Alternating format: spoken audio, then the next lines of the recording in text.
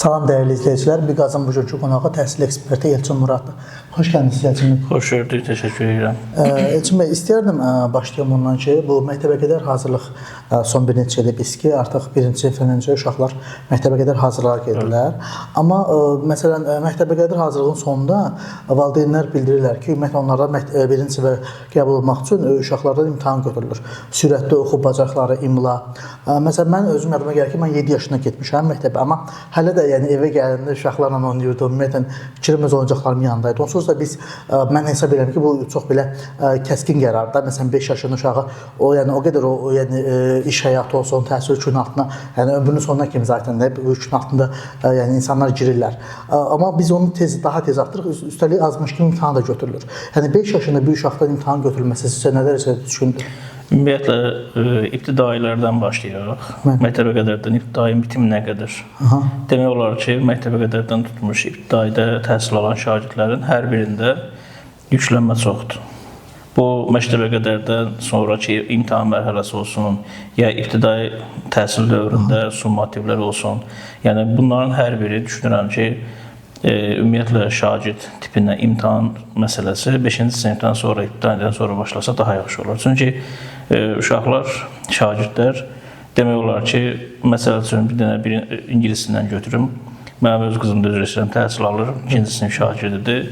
Bu, ingilis dilindən təhsil alır, amma ingilis dilində əlifba öyrənmədən birbaşa cümlə oxumağı, mətn oxumağı, mahnı oxumağı öyrədirlər.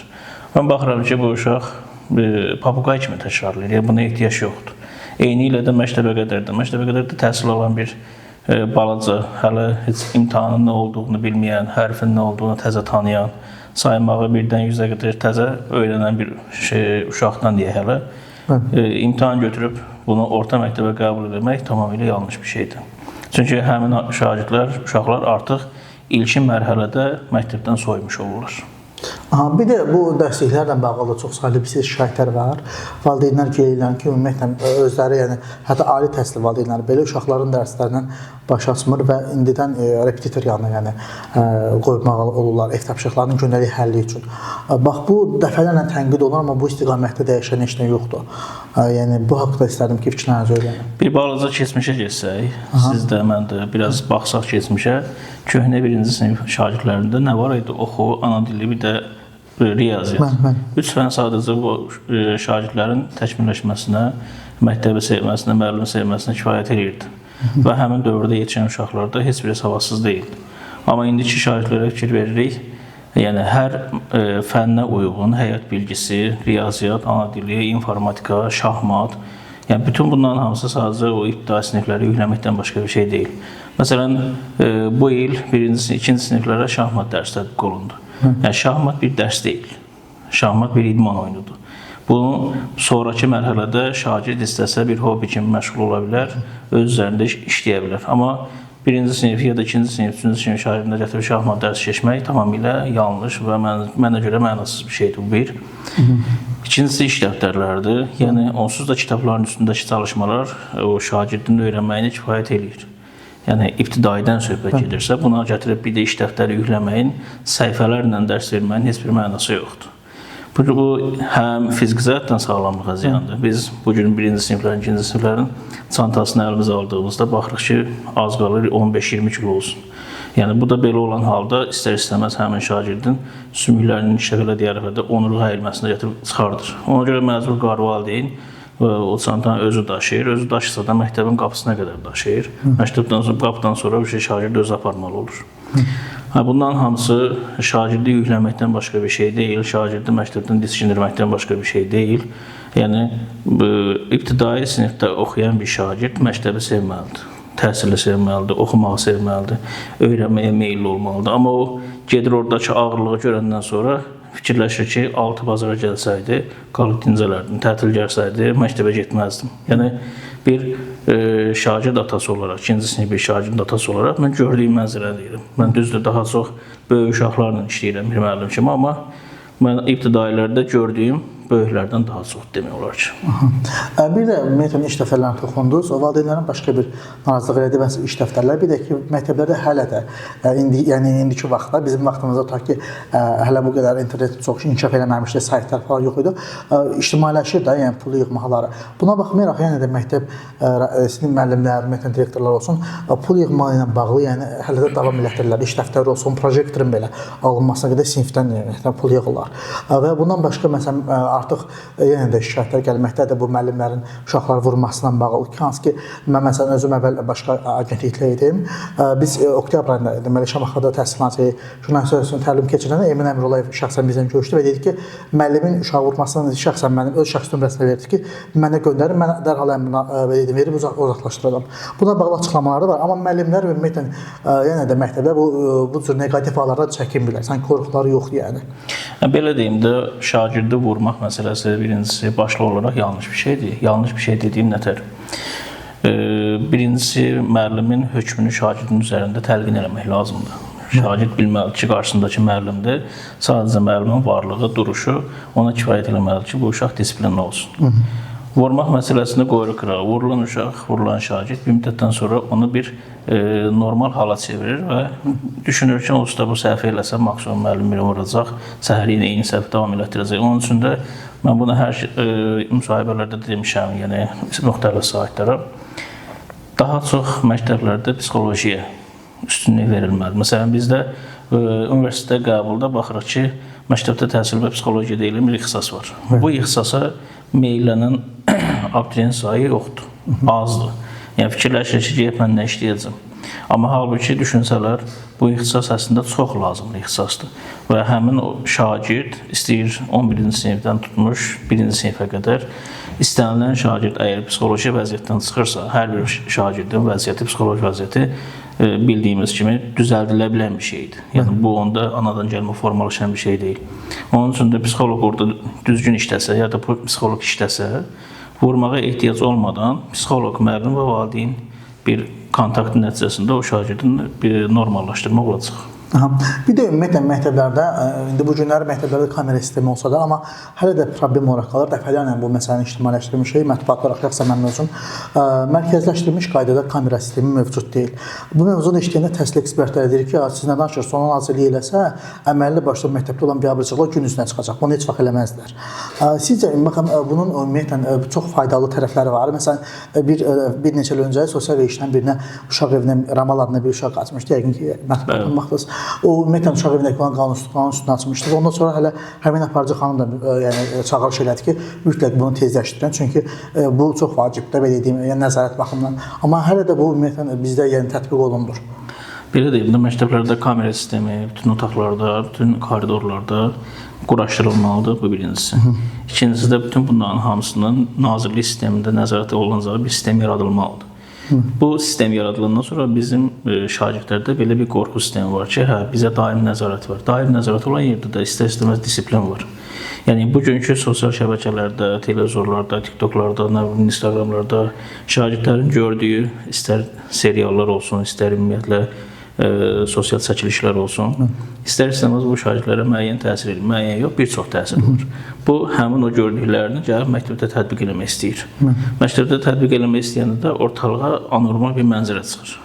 Belə bir nəzarət sistemi olsa, şagird biləcək ki, başının üstündə kamera var, o özünü çəkindirəcək. Yəni, bütün hər şeyi müəllimin, psixoloqun üstünə yükləmək düz deyil.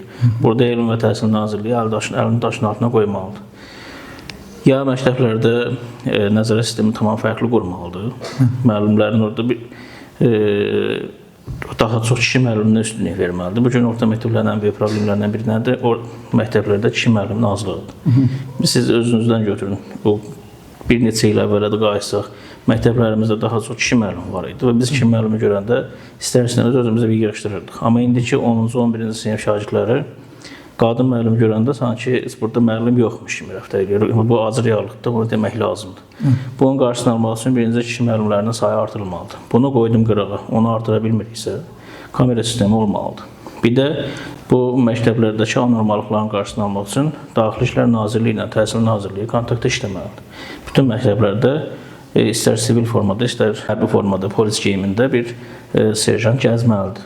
ora nəzarət eləməlidir. Post kimi orada olmalıdır.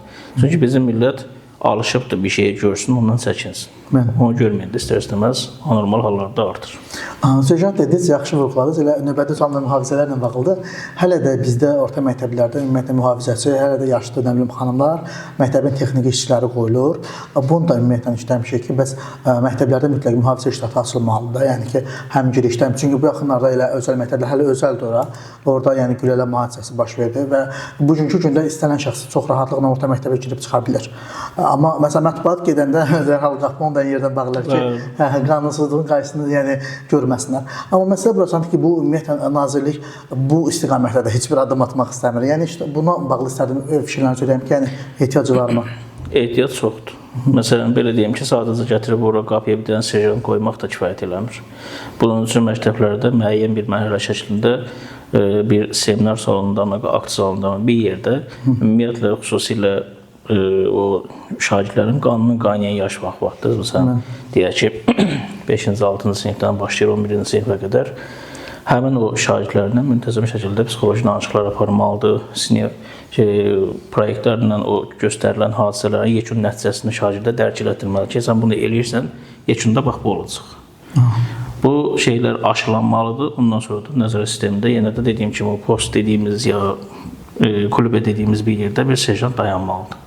Və bu məktəbin hansısa bir işçisinə təqdim edilə bilməyəcək qədər ağır bir işdir. Yəni bu son aylarda rastlaşdığımız istər güllələmə olsun, istər məktəbdə spirt töküb yandırma olsun, istər bıçaqlama olsun, bunların hamısı nədən irəli gəlir? Qorxu yoxdur. Və bu gün də biz müəllimləri deyək ki, mən məsələn vurğuladım, müəllimlər olsun, məsələn Təhsil Nazirliyinin verdiyi qərar düzdür, müəyyən qədər doğru olsa da, mənə görə müəyyən qədər yanlışdır. Hansı ki, müəllim şagirdə hissənsə, onda nəsə bir çəkili oyna desə 200 manat cərimə, belə olan halda müəllimin artıq marağında olmayacaq hansısa bir şagirdə disiplin öyrəsin. Çünki bu dəqiqə bütün şagirdlərin əlində mobil telefon var və bu telefon vasitəsilə müəllimin istər hər hansı bir davranışını, hər hansı bir təzyiqini çəkib verəcək sosial şəbəkəyə, müəllim işdən azad olacaq.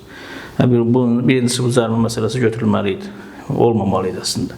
Müəllim şagirdə bir oradakı varlığını, hökmünü hiss elətdirməli, demirəm vurmalıydı, amma hiss elətdirməliydi.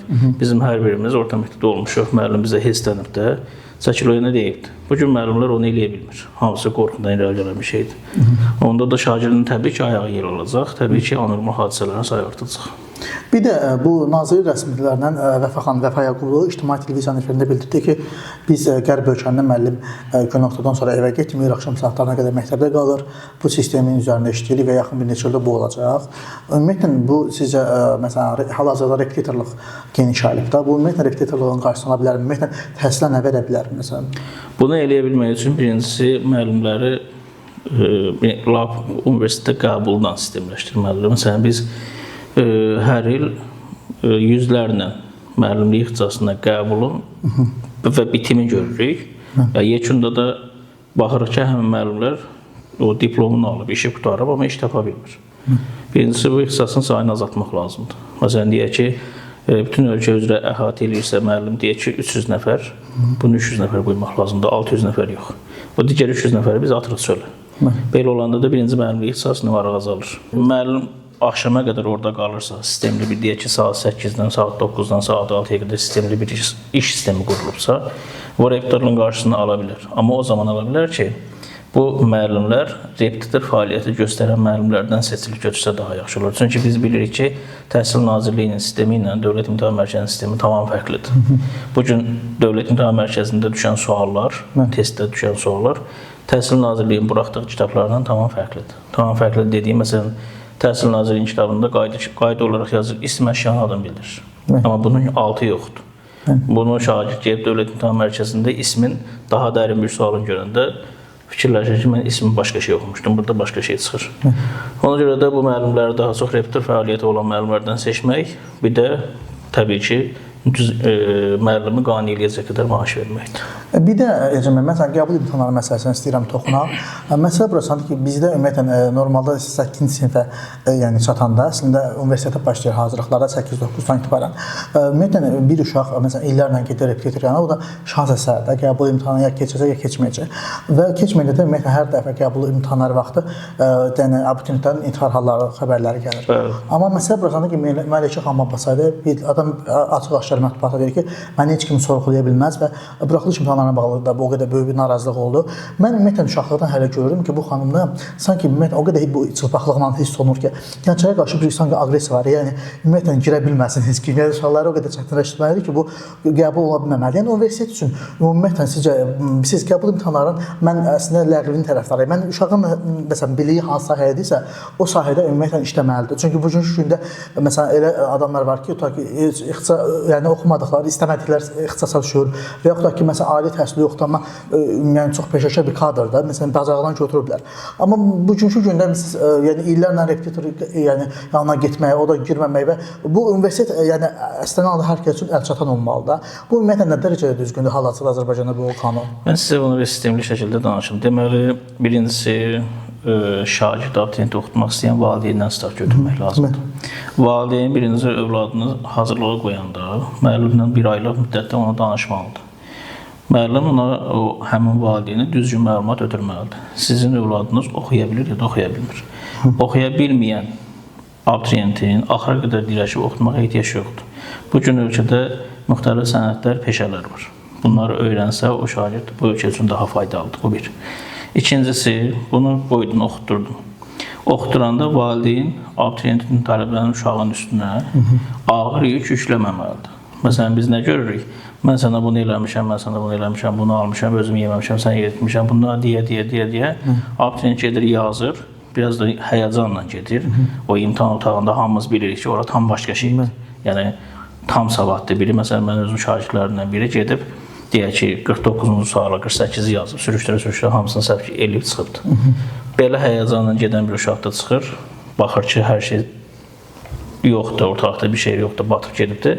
Ondan sonra gedir qeyri-neqativlarlara məcbur ötürür. Çünki orada fikirləşir ki, qaydan deyə və bunu nə gözləyir. Bu belə. Qaldı digər məsələ, o sonuncu sualınız nə izah edin? Ondan ibarətdir ki, yəni ki, ümumiyyətlə bu ləğv oluna bilər, imtahan məsələsi. Gəlir o məsələyə, bəli. O məsələdə, məsələn, biz xaricdə təhsili üst tutanlar olur da, biz də çoxdur. Bu da çoxluq nəyə gətirdi? Ölkədə xaricdə təhsil şirkətlərinin artmağına gətirib çıxardı. Niyə abituriyent qaçır xaricdə təhsili? Çünki bir dənə attestat bəs eləyir.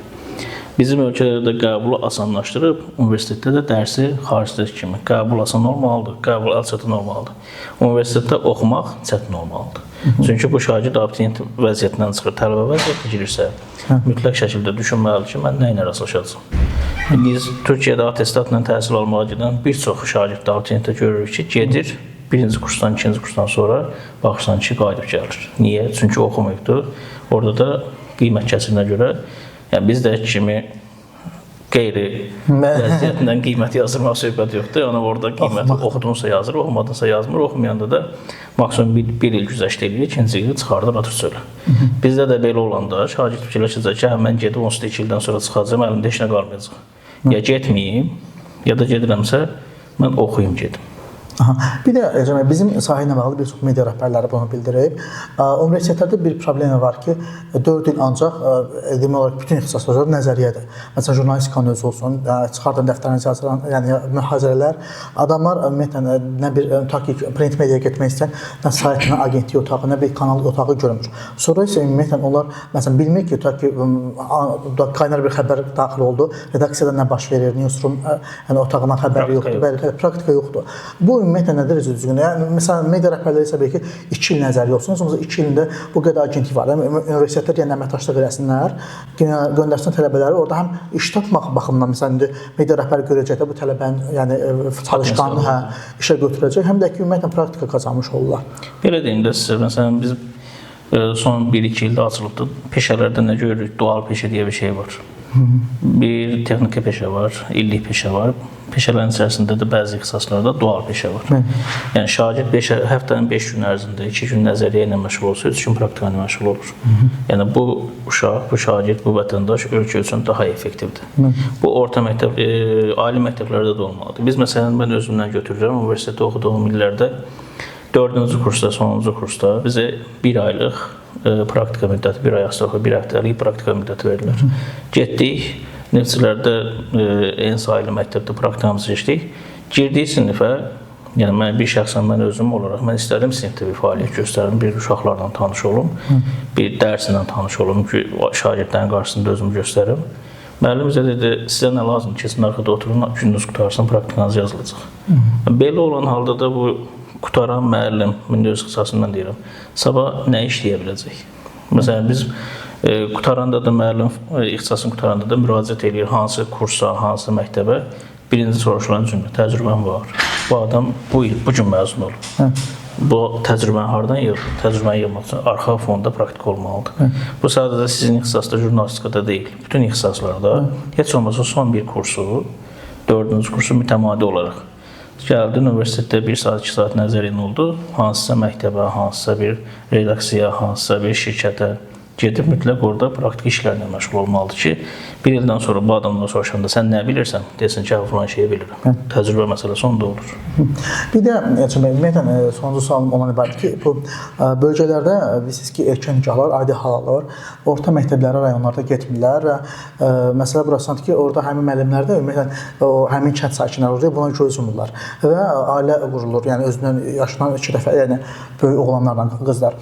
Mən bir dəfə nazirə sual verdim ki, ötən il dediyim kimi Şamaxı yolunda, bəs olmaz kimi ümumiyyətlə regionlarda təhsil şöbələri, necə ki, tutaq ki, təcili tibbi yardım, hüquq mühafizə orqanlarına əməkdaşlıq edir, tutaq ki, biri yaralananda polisə məlumat verir. O yerlərdə təhsil şöbələri qeybi yoxlamalar keçirsən, polislə paralel şəkildə o görsün ki, tutaq ki, bu uzun müddət dərsə gəlmir, yaxud da ki, yoxdur sinifdə. Anda məlumat verilsin ki, yəni polisə ki, məsələn, burada belə bir hal var və qarşısı alınsın. Nazir mənə deyir ki, ümumiyyətlə mənim hansısa bir kimisə qeyb şagirdi zorla gətirib otuzdura bilmərəm.